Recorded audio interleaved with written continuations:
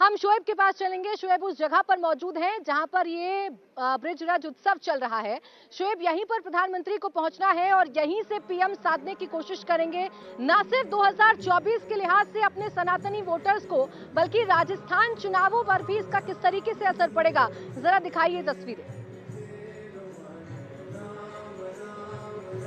बिल्कुल, देखिए इंतजार हो रहा है प्रधानमंत्री नरेंद्र मोदी का कि कब वो यहाँ पर आए, लेकिन उससे पहले अगर तस्वीर दिखाऊं तो बहुत भव्य तस्वीर यहाँ पर नजर आ रही है, क्योंकि चाहे वो मीरा की भक्ति की बात हो या फिर जो भजन यहाँ पर गाए जा रहे हैं, जो भजन लोग सुन रहे हैं, उनको सुनने के लिए पहले ही तमाम जो लोग हैं वो यहाँ पर इकट्ठा हो गए। हालांकि प्रधानमंत्री के आने में अभी वक्त है, लेकिन अगर यहाँ आप कुर्सियां देखेगी तो तमाम जो कुर्सियां हैं वो भर चुकी है और प्रधानमंत्री आएंगे, उसके बाद जो कृष्ण जन्मस्थली है वहां पर जाएंगे।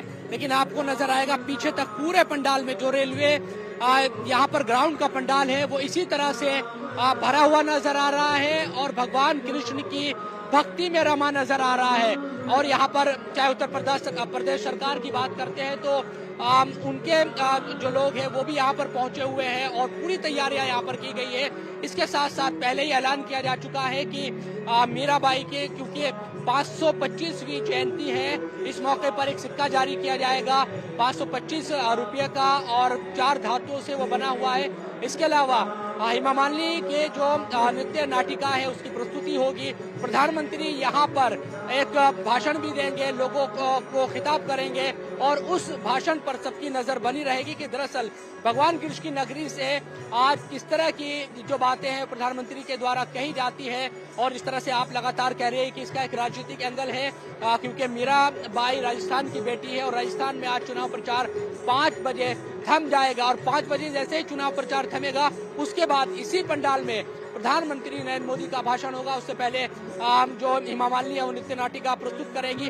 कुल मिलाकर चाहे धार्मिक लिहाज से बात करते हैं या राजनीतिक लिहाज से बात करते हैं, आज प्रधानमंत्री के इस मथुरा दौरे के दोनों ही महत्व है। और लोगों से हमारी लगातार सुबह से जो बात हो रही है, लोग लगातार इस बात को कह रहे हैं कि पहले प्रधानमंत्री है देश के प्रधानमंत्री रहते हुए जो कृष्ण जन्मस्थली के दर्शन करने जाएंगे, वहां पर पूजा करेंगे। तो ये अपना एक अलग तरीके से लोग इसको देख रहे हैं और लोगों की दिलचस्पी है वो प्रधानमंत्री के दौरे को लेकर बहुत ज्यादा बढ़ती नजर आ रही है। वो बेहद खुश है। आज सुबह से ही लोग क्योंकि आप खुद भी मथुरा में देख रहे हैं कि चाहे मथुरा नगरी को सजाने की बात हो या फिर हम दूसरे तरीके से भी देखें तो यहाँ पर लोग बेहद खुश नजर आए। तो पंडाल खचाखच भरा हुआ है लोगों से और हर कोई इंतजार कर रहा है कि पीएम यहाँ पर आए और उनकी बातों को सुने। जो कृष्ण की दीवानी है मीरा, उनकी जो भजन है उनको लोग अभी से सुन रहे हैं। हेमा मालिनी की नृत्य नाटिका प्रस्तुत होगी, बिल्कुल ये तस्वीरें भक्ति में सराबोर है, जितनी उतनी ही इसके राजनीतिक मायने हैं। और जैसा कि हम लगातार चर्चा कर रहे हैं कि प्रधानमंत्री बेशक राजस्थान के चुनाव प्रचार खत्म करने के बाद मथुरा में आ रहे हैं, यूपी में आ रहे हैं, बांके बिहारी के दर्शन करेंगे, लेकिन इसके सीधा जो असर है, इसकी जो सीधी गूंज है वो कहीं ना कहीं राजस्थान में सुनाई पड़ेगी। और कैसे सुनाई पड़ेगी ये समझने की कोशिश करते हैं। मनीष, लगातार बीजेपी अपने से रूठे हुए राजपूत वोटर्स को मनाने की कोशिश कर रही है, चाहे फिर पूर्व मुख्यमंत्री भैरव सिंह शेखावत की जन्म शती पर आप कह सकते हैं कार्यक्रम को चलाना हो, चाहे महाराणा प्रताप के वंशज को टिकट देना हो, इन तमाम कार्यक्रमों के जरिए राजपूत वोटर्स को जोड़ने की कोशिश कर रही है। और अब मीराबाई के नाम पर जो कार्यक्रम हो रहा है उससे कितनी शक्ति राजस्थान के चुनाव में बीजेपी को मिल सकती है? जी हाँ, देखिए बिल्कुल एक सेंटिमेंट्स कनेक्ट होता है और आप इसी बात से अंदाजा लगाइए कि इससे पहले जब प्रधानमंत्री नरेंद्र मोदी का रोड शो जयपुर में हुआ था तो गोविंद देव की नगरी है, यहाँ पर आए थे। नाथद्वारा में प्रधानमंत्री नरेंद्र मोदी गए थे, तमाम उन्होंने वहाँ महाराणा प्रताप के घोड़े की भी बात की थी। तो एक सेंटिमेंट्स कनेक्ट करने की कोशिश की जाती है, चूंकि मारवाड़ और मेवाड़ दोनों में बड़ी संख्या में राजपूत वोटर्स हैं और राजपूत वोट को जोड़ने के लिए बीजेपी ने हमेशा से कोशिश की। और एक ये कहा भी जाता है कि जो राजपूत वोटर्स हैं वो बीजेपी की तरफ उनका झुकाव ज्यादा है। और अब जब मथुरा पहुंच रहे हैं प्रधानमंत्री नरेंद्र मोदी तो सबसे बड़ी बात है कि जो ब्रज की धरती है राजस्थान की, भरतपुर, दौसा, करौली, जहां पर गोवर्धन की परिक्रमा भी होती है, इस पूर्वी राजस्थान में भी एक बड़ी तादाद में राजपूत वोटर्स है।